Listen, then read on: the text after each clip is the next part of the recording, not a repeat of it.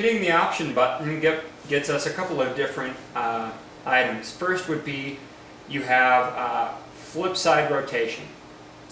So you have book, fan fold. So if a book is, of course, where there's a binding that's down the center versus a binding that's down the top.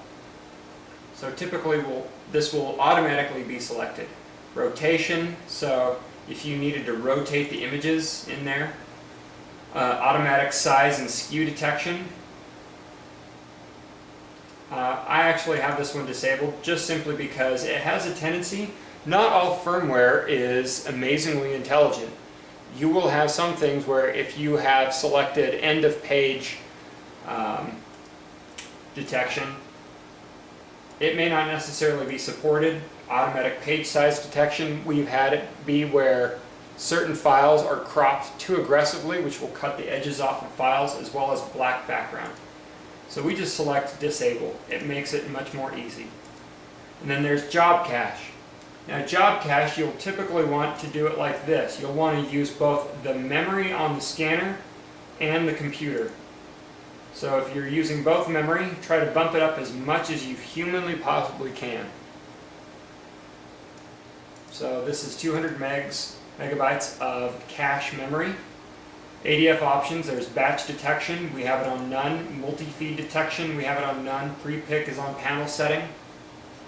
On batch detection, it just simply keeps going if it senses that there is a document that is by the pick and feed rollers. As well as multi-feed detection, it tries to see if it's feeding in more than just one document at a time. So this means you're going to have to be very careful whether or not all documents are going through or not. If not, you can set hardware settings or check overlapping using an ultrasonic detector. A lot of these high-end scanners, they'll have an ultrasonic detector which allows them to put an ultrasonic pulse through the paper and sense if there is one sheet or two. So we have it selected on none because we're able to be here constantly with the scanner. Pre-pick we have on panel settings, and then there's another one down here that's blank page skip. So if it senses a blank page, it won't do it. And you can, of course, click that and set the sensitivity to high or low. So what that does is that allows you to, if there are multiple documents that are within a folder or a particular file, and you get that, and the files, if you're charging by the document image, the majority of the time the client will want to be able to have some assurance or some capacity of being able to not be charged for blank images. And you can put the responsibility on them, or you could charge a premium and just simply say we can control a part of that. And so what you would do is you would just simply go into here, and for that extra fee you would literally just click blank page skip and set the sensitivity high or low. Now none of these things are hard and fast rules. That means that you will go into a scenario or situation where some of this really matters to you and some of it doesn't.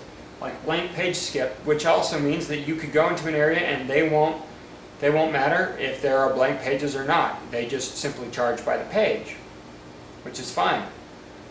You could do that, but the smartest thing to do is to charge by the image.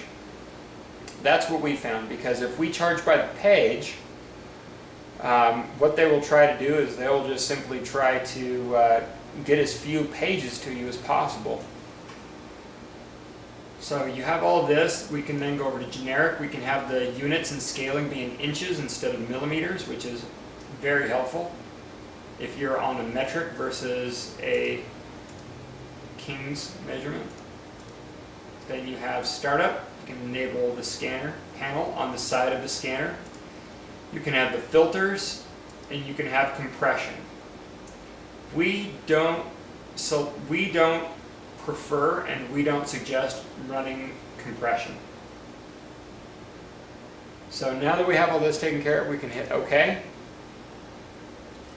You can have, you'll notice that on the images on the left, units are now in inches instead of millimeters, just like we had set under options. We can go to advanced even and check.